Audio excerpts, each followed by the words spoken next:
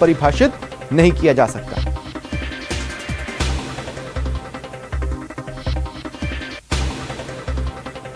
जोधपुर से बड़ी खबर है। स्विमिंग पूल में मासूम के मिलने के मामले में ये बड़ा अपडेट है। बड़ी खबर आपको बता रहे हैं। 18 घंटे बाद शव स्विमिंग पूल से निकाला गया और परिवार वाले पोस्टमार्टम के लिए राजी हुए। समझाइश के बाद परिवार को काफी समझाया बुझाया गया, जिसके बाद शव को निकाला गया। स्विमिंग पूल से मासूम का शव निकाल लिया गया है। ओसिया के सीएचसी में पोस्टमार्टम करवाया जा रहा है। देखिए, बड़ी संख्या में ग्रामीण मौके पर मौजूद हैं। मासूम का शव होटल के स्विमिंग पूल में मिला था। 18 घंटे बाद स्विमिंग पूल से शव निकाला जा सका। जोधपुर से ये बड़ी खबर आपको बता रहे हैं। स्विमिंग पूल में मासूम का शव मिलने के मामले में ये बड़ी खबर है। परिवार वाले जो लगातार धरने पर बैठे थे, उन्हें काफी समझाया बुझाया गया, जिसके बाद परिवार वाले शव बाहर निकालने को राजी हुए। उन्हें कहा गया कि दोषी को ढूंढा जाएगा, इस पूरे मामले का खुलासा किया जाएगा और दोषी को बख्शा भी नहीं जाएगा। पर जांच जारी है। फिलहाल पोस्टमार्टम करवाया जा रहा है।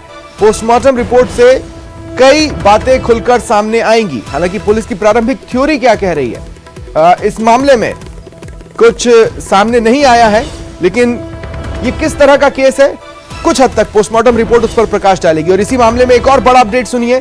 बाल कल्याण समिति न्यायपीठ जोधपुर ने इस खबर का, इस घटना का, इस मामले का संज्ञान लिया है। एफआईआर और तथ्यात्मक रिपोर्ट बाल कल्याण समिति न्यायपीठ जोधपुर ने तलब की है। ओसिया थानाधिकारी को एफआईआर पेश करने के निर्देश हुए। न्यायपीठ के अध्यक्ष डॉक्टर धनपत राज गुर्जर और पीठ के सदस्यों ने रिपोर्ट तलब की है। ओसिया थानाधिकारी को रिपोर्ट अविलंब यानी बिना देरी के तथ्यात्मक रिपोर्ट और एफआईआर पेश करने के निर्देश हुए हैं।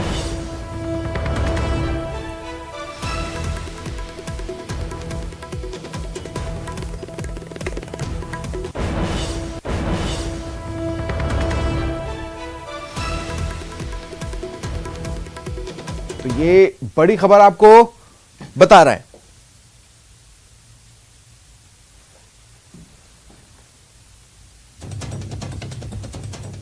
देखिए, बाल कल्याण समिति न्यायपीठ जोधपुर ने इस मामले का संज्ञान लिया है और ओसिया थानाधिकारी को कहा है कि एफआईआर जल्द से जल्द पेश करो, तथ्यात्मक रिपोर्ट जल्द से जल्द पेश करो, देरी नहीं होनी चाहिए, अविलंब तथ्यात्मक रिपोर्ट और एफआईआर दिखाइए।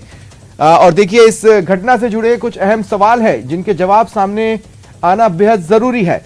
इन सवालों को न्यूज 18 राजस्थान एड्रेस कर रहा है। देखिए, सवाल पहला तो यही है कि आखिर 6 साल का मासूम रिजॉर्ट तक कैसे पहुंचा।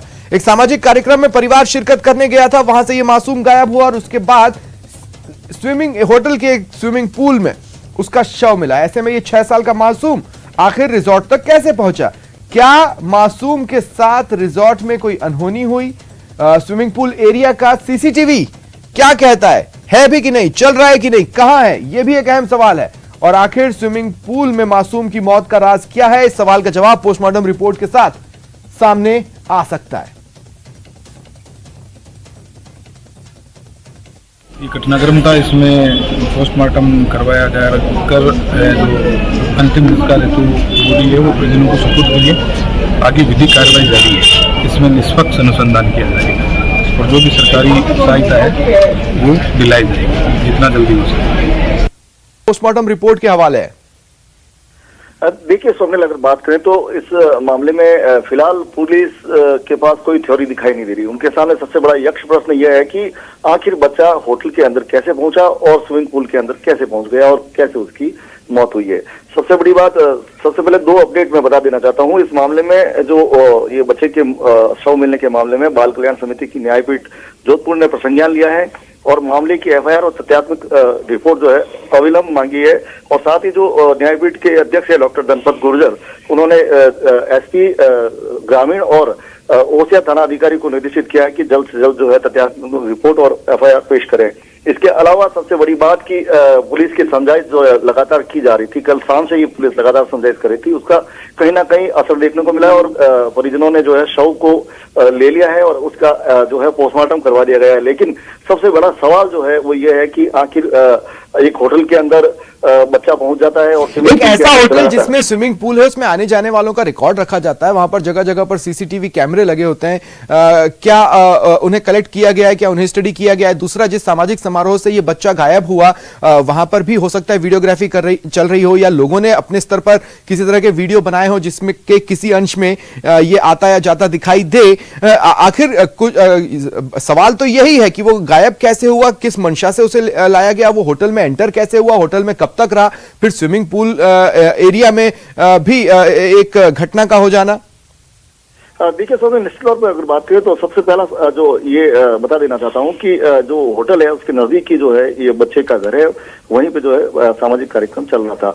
लेकिन सबसे बड़ा सवाल कि यदि कहीं पे भी स्विमिंग पूल होता है तो वहां पर जो है जो तैराक जो है तैनात किए जाते हैं, वो तैराक उस समय कहाँ थे, बच्चा कैसे वहां पर पहुंच गया, किसी को पता क्यों नहीं चला। जब चारों तरफ बाउंड्री बनी हुई है, दीवारें बनी हुई है, और तो आखिर बच्चा वहां पर पहुंचा कैसे, ऐसे जो सवाल है वो कहीं ना कहीं जो पुलिस को परेशान किए। और सबसे बड़ी बात इसमें सबसे बड़ी बात जो सामने आ रही है, ये आ रही है कि होटल में जो है सीसीटीवी कैमरे नहीं लगे हुए थे। ऐसे में ये जो मामला और पेचीदा होता नजर आ रहा है। और सबसे बड़ी बात कि लगातार जिस प्रकार से आश्वासन दिया गया पुलिस की तरफ से, एक जो परियोजनों को कहा गया कि किसी भी सूरत में यदि कोई दोषी होगा तो उसे बख्शा नहीं जाएगा, जल्द से जल्द जो है मामले का खुलासा किया जाएगा। और पुलिस ने इस मामले में रिपोर्ट तो कल ही जो है 376 की धारा में दर्ज कर ली थी, क्षमा करें 373 की धारा में जो दर्ज कर ली थी। और अब जो पुलिस इस प्रश्न का सवाल जो है ढूंढने में लगी है कि आखिर बच्चा जो है समारोह से होटल के अंदर किस प्रकार से वो एंटर हुआ और किस तरह से जो है वो स्विमिंग पूल के अंदर। जिस धारा में एफआईआर दर्ज की गई है उसके तहत तो ये कहा जा सकता है कि पुलिस इसे कोई फाउल प्ले तो मान ही नहीं रही। निश्चित तौर पर अगर बात करें तो पुलिस जो है, पुलिस ने जिस प्रकार से परिजन पहुंचे गुमशुदगी दर्ज करवाई थी, उसके बाद ही पुलिस ने जो है इस बात को लेकर जो है मामले में एफआईआर दर्ज की और त्वरित जो है कार्रवाई की। लेकिन सबसे बड़ी बात, कल जब उसका शव मिला था उसके बाद परिजन इस बात को लेकर अड़ गए थे कि शव को जो है स्विमिंग पूल से जब तक नहीं निकाला जाएगा, जब तक कि इस बात का जवाब नहीं मिल जाता कि इस बच्चे के साथ हुआ क्या है। इसको लेकर करीब 18 घंटे तक शव जो है उस स्विमिंग पूल में रहा, फिर उसे बाहर निकाला गया सहमति बनाने के बाद, और फिर बाद में वहां पर भी जो है समाज के और ग्रामीण लोगों ने वहां से शव उठाने से इनकार कर दिया। चंद्रशेखर, आप नजर बनाए रखें। फिलहाल तमाम जानकारी के लिए शुक्रिया। और श्रीगंगानगर से ये बड़ी खबर मिल रही है, एक बच्ची जो कि लापता थी उसका शव मिला है, मृत अवस्था में लापता।